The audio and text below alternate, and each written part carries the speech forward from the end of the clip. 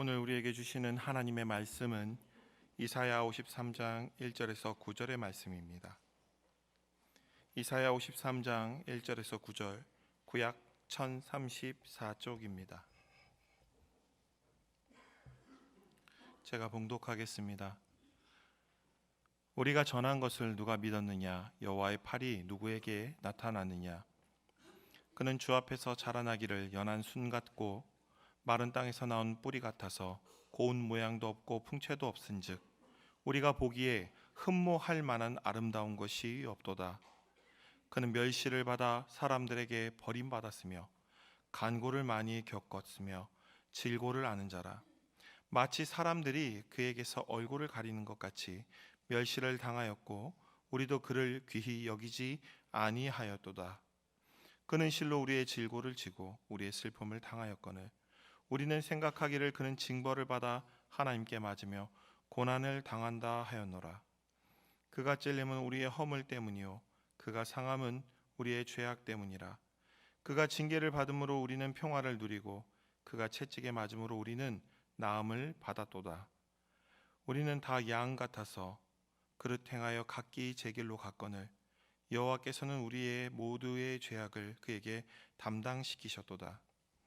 그가 곤욕을 당하여 괴로울 때에도 그의 입을 열지 아니하였으며 마치 도수장으로 끌려가는 어린 양과 털 깎는 자 앞에서 잠잠한 양같이 그의 입을 열지 아니하였도다. 그는 곤욕과 신문을 당하고 끌려갔으나 그 세대 중에 누가 생각하기를 그가 살아있는 자들의 땅에서 끊어짐은 마땅히 형벌 받을 내 백성의 허물 때문이라 하였으리요. 그는 강포를 행하지 아니하였고 그의 입에 거짓이 없었으나 그의 무덤이 악인들과 함께 있었으며 그가 죽은 후에 부자와 함께 있었도다. 아멘.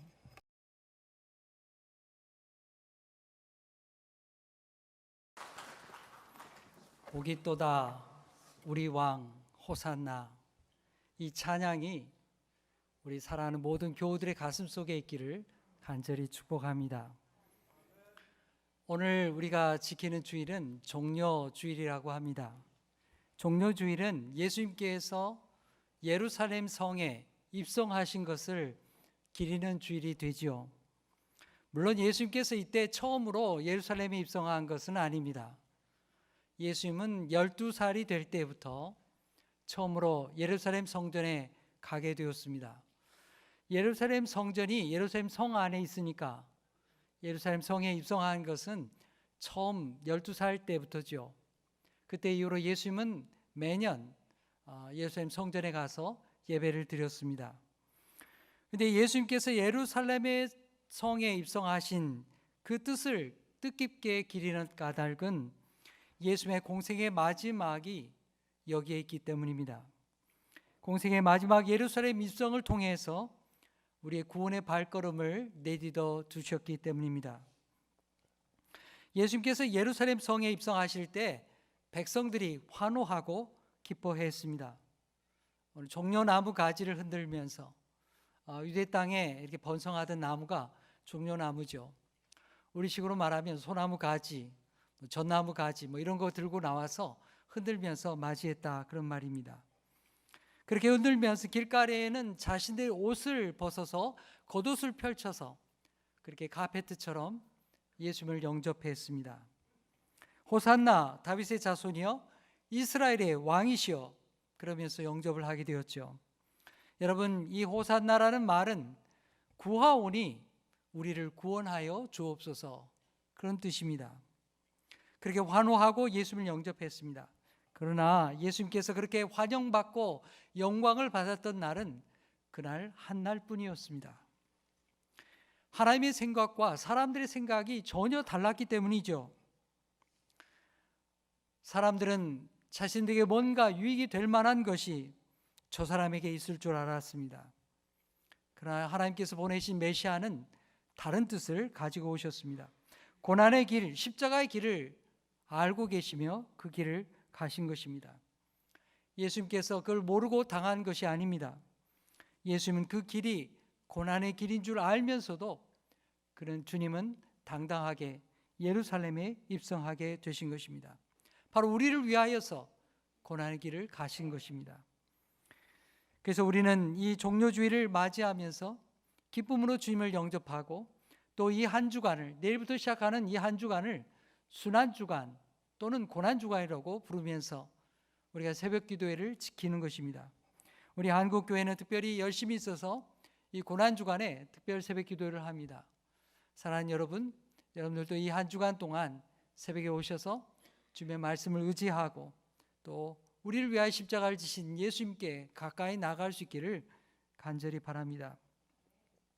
여러분, 우리 기독교의 신앙은 하나님의 아들 예수 그리스도께서 우리 인간의 멸시와 조롱당하신 것을 선포하는 그런 기독교의 신앙입니다. 고난받은 메시아, 고난받은 예수 그리스도, 거기에 바로 우리 복음의 핵심이 담겨 있는 것입니다. 예수님께서 십자가에 고난당하셨기에 우리가 하나님 앞에 나아갈 수 있는 은혜를 입은 것이요, 우리가 구원받는 소망이 주어지게 된 것입니다. 오늘 이사야의 말씀, 이 구약의 수백 년 전에 있었던 이사야의 말씀 속에 고난받는 메시아에 대한 예언의 말씀이 나타나 있습니다. 사람들은 메시아가 멋지고 화려한 강한 자로 올 것을 기대했습니다. 그래서 예수님께서 세상에 오셨을 때 사람들은 예수님을 메시아로 인정하지 않았습니다. 오늘 이사야의 말씀은 하나님께서 세상에 보내시는 메시아가 어떤 분으로 세상 사람들이 기대하지 않았던 그런 모습으로 오셨던 것을 우리에게 증언하고 있습니다. 자, 우리 이사야서 53장 2절의 말씀을 우리가 함께 읽겠습니다. 시작.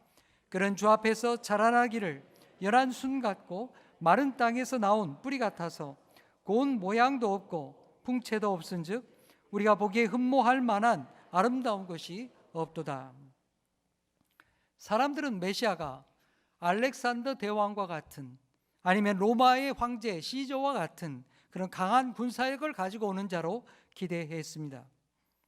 자신들에게 뭔가 만능 열쇠와 같은 그런 존재가 되기를 바랐던 것입니다. 그러나 하나님이 보내시는 메시아는 전혀 그런 사람이 아니었습니다. 오히려 그와 반대되는 그분이 하나님의 메시아였던 것이죠. 하나님은 구세주가 이제 막 싹을 틔운 연약한 새싹과 같이, 또 마른 땅에서 겨우 자라난 그런 파리한 가지와 같이 그렇게 연약한 모습으로 오실 것이라고 말씀해 주셨습니다. 그런 강한 권력으로 사람들을 휘어잡지도 못할 것이요, 또 그들의 영토를 회복하지도 못할 것이라고 말씀하셨습니다. 사람들 보기에는 흠모할 만한, 또 사모하고 환영할 만한 그런 아름다운 모습이 없었다는 것입니다. 오히려 사람들에게 배척을 당하고 사람들에게 멸시를 당할 만한 그런 분으로 오셨다는 것입니다.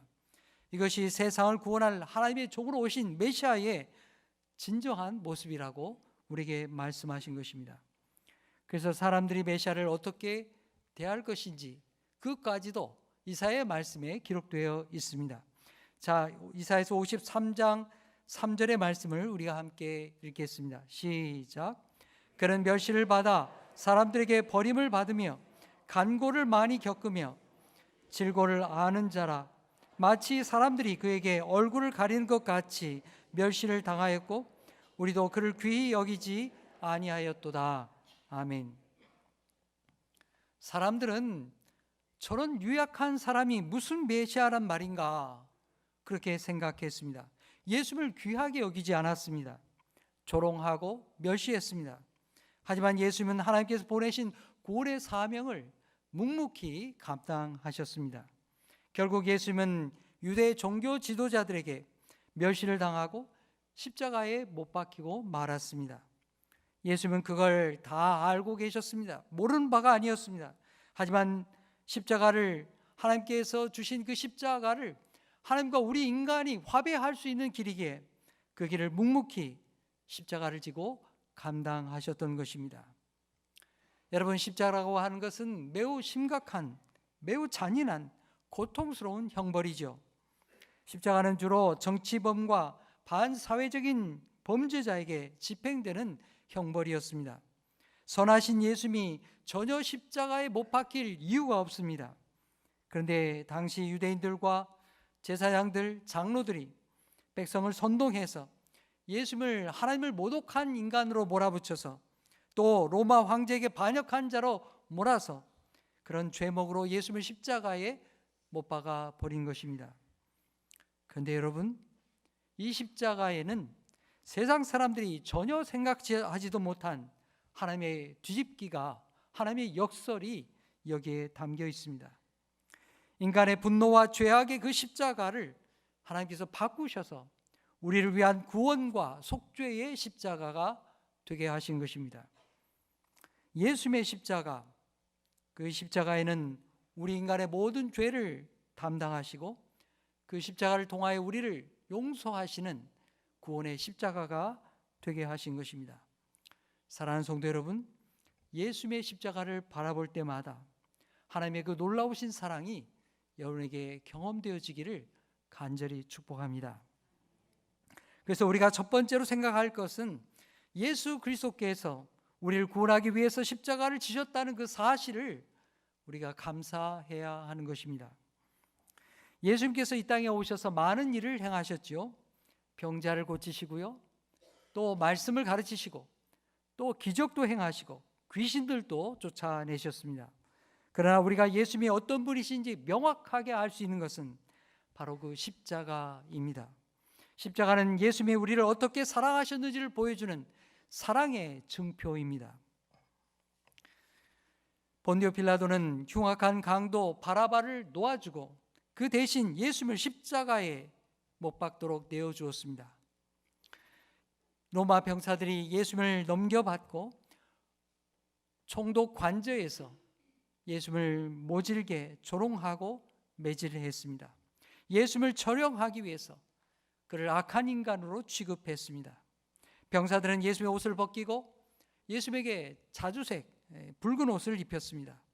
가시로 면류관을 머리에 씌워서 피를 흘리게 하고 그 앞에 무릎을 꿇으면서 유대인의 왕이시여 만세하면서 그를 조롱했습니다. 그리고 예수님에게 침을 뱉고 갈대로 머리를 치면서 그에게 마음껏 조롱한 후에 그를 매질하면서 저 골고다 언덕으로 그를 몰아갔습니다. 여러분, 예수님께서 당하신 그 고난은 자신의 죄 때문이 아니었습니다. 자기의 잘못 때문이 아니었습니다. 순전히 우리를 위한 고난이었습니다. 그 사실을 오늘 이사야서 53장 5절의 말씀이 분명히 우리에게 말씀하고 있습니다. 우리 함께 읽겠습니다. 시작. 그가 찔림은 우리의 허물 때문이요 그가 상함은 우리의 죄악 때문이라. 그가 징계를 받음으로 우리는 평화를 누리고 그가 채찍에 맞음으로 우리는 나음을 받았도다. 우리는 다 양 같아서 그릇 행하여 각기 제 길로 갔거늘 여호와께서는 우리 모두의 죄악을 그에게 담당시키셨도다. 아멘. 여기 말씀에 그가 찔렸다고 했습니다. 여러분, 이 히브리어 단어의 뜻을 살펴보면 그 뜻이 구멍을 뚫다 그런 말입니다. 관통했다 그 말입니다. 여러분, 이 말씀과 똑같이 예수님께서는 가시로 만든 그 관을 쓰시고 머리가 뚫렸습니다. 피를 쏟으셨습니다.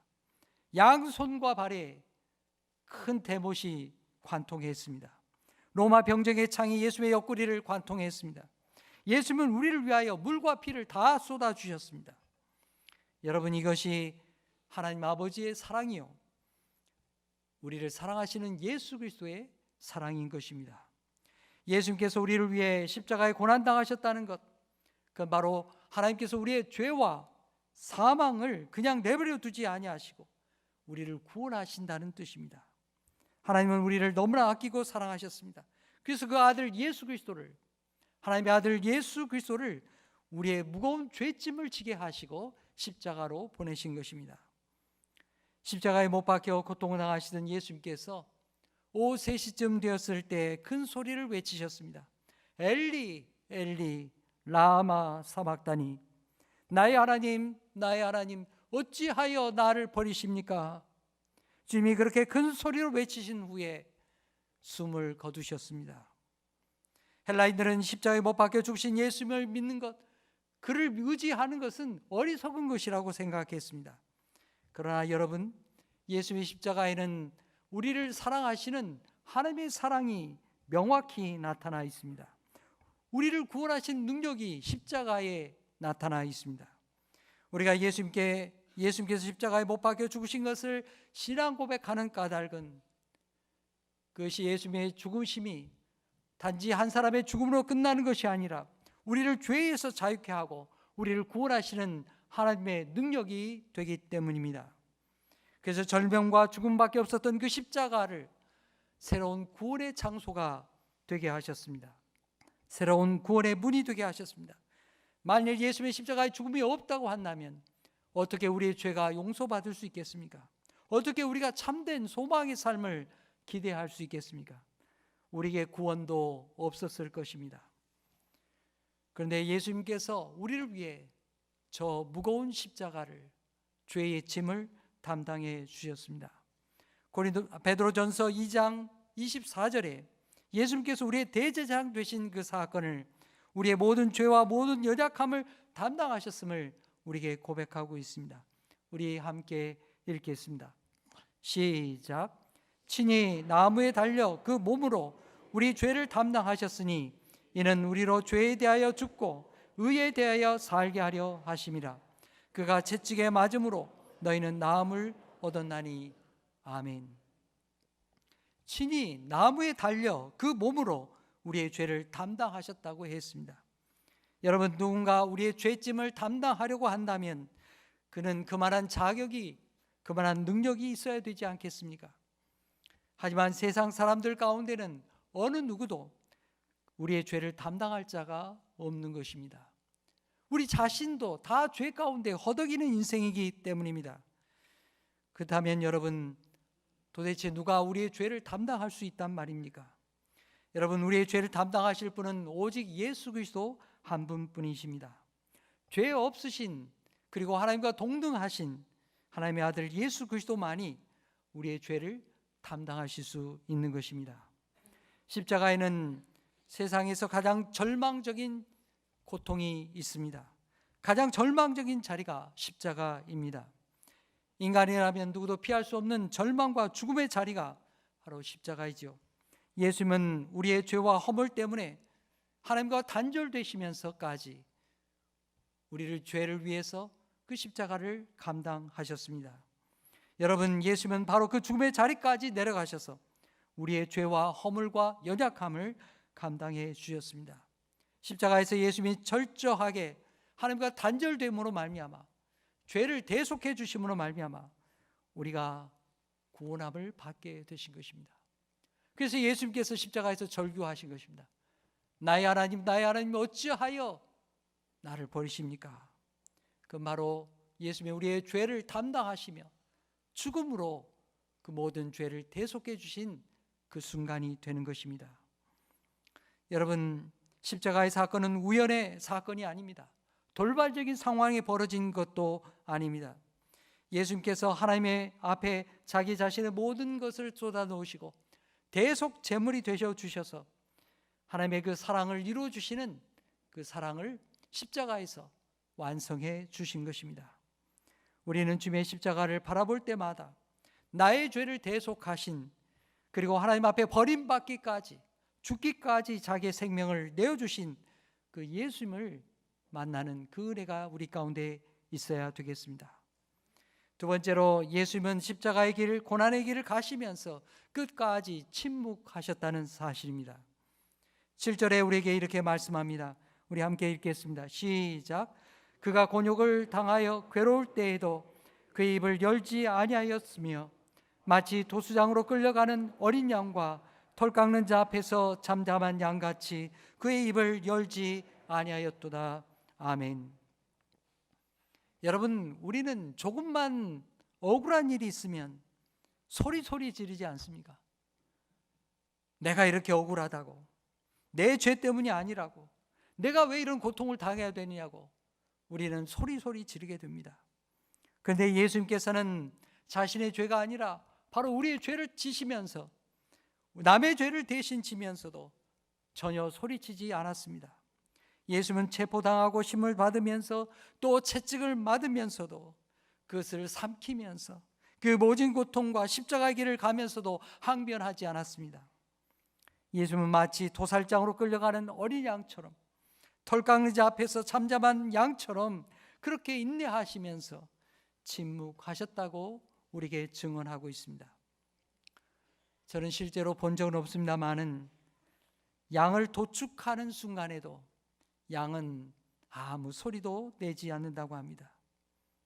또 양털을 깎을 때에도 양은 버티지 않고 언제나 순응한다고 합니다.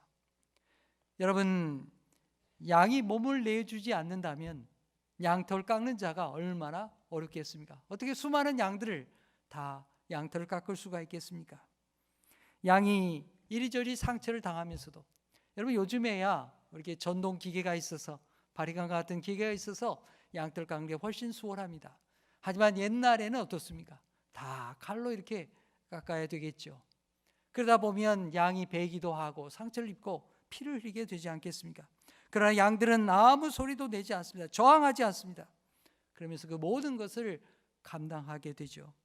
마치 순한 어린 양이 그렇게 양털 깎는 자 앞에서, 또 도축되는 그 과정에서 소리를 내지 않은 것과 같이 아무 저항도 하지 아니하시고 예수님께서는 그 모든 고통을 다 감당하셨습니다. 침묵하셨습니다. 그리고 우리를 위해 그 모든 것을 감내하셨습니다. 여러분, 예수님의 이 침묵에는 우리를 향한 사랑이 담겨 있습니다. 예수님은 하나님과 동등하신 분이 아니십니까? 세상에 누가 예수님만큼 강한 자가 있겠습니까? 누가 크고 강한 능력을 가진 자가 있겠습니까? 그런데 그런 하나님께서, 그런 힘 있는 예수님께서 힘 없는 자가 되셨습니다. 조롱당하고 채찍맞고 무력하게 맞으면서도 침묵하시며 우리의 죄값을 위해서 친히 그 고통을 다 감내하셨습니다. 예수님께서 그렇게 십자가를 지신 것은 이 땅에서 고통 당하는 사람들, 소외된 사람들, 죄 있는 자들, 우리를 다 주님의 품으로 끌어안기 위해서 그렇게 감당하신 것입니다. 여러분, 지금도 이 땅에는 소외된 자들이 있죠.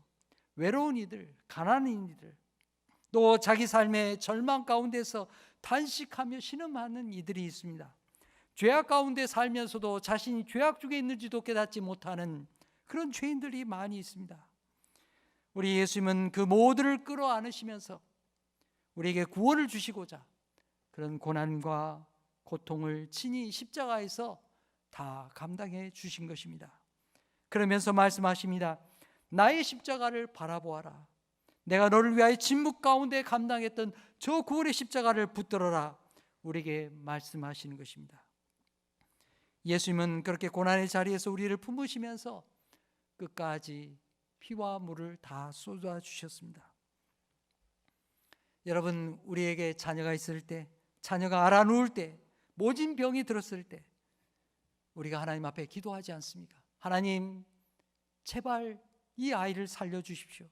제가 대신 아플 테니 하나님 이 아이만큼은 살려주십시오. 그것이 부모의 마음 아니겠습니까? 우리 예수님의 마음이 바로 그러했습니다. 주님은 생각만이 아니라 실제로 우리의 죄를 위해서 그렇게 다 고통을 당하셨습니다. 조롱받고 채찍을 맞으면서도 우리를 구하시려고 침묵하시며 그 모진 고통을 다 감내하셨습니다. 우리를 너무나도 사랑하시기 때문이죠. 여러분이 고난 주간에 조용히 예수님의 침묵을 묵상해 보시기 바랍니다. 나를 위해 참으시고 침묵하신 예수님, 더는 너를 참아줄 수 없다고 그렇게 우리를 내팽겨 쳐버리지 아니하시고 그렇게 우리를 위해서 끝까지 침묵하신 예수님이 바로 우리 사랑의 주님이십니다.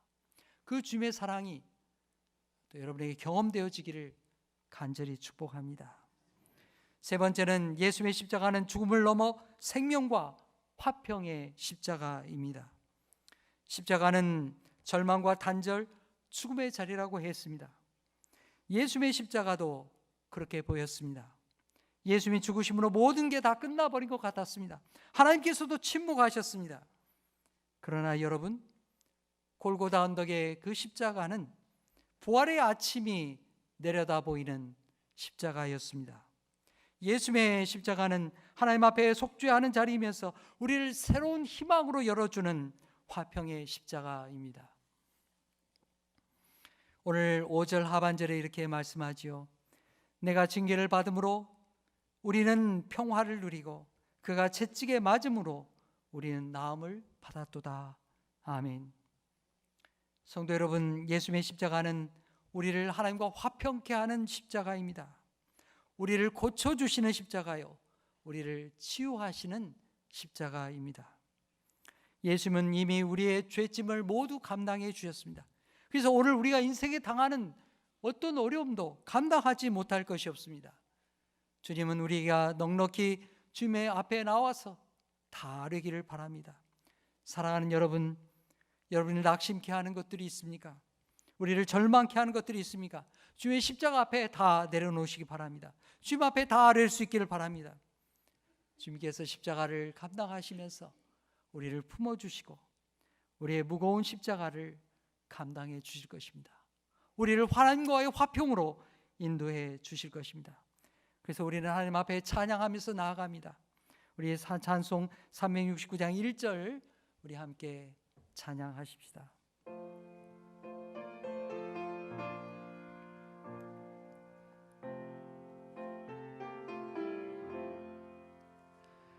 죄짐 맡은 우리 구주 어찌 좋은 친구인지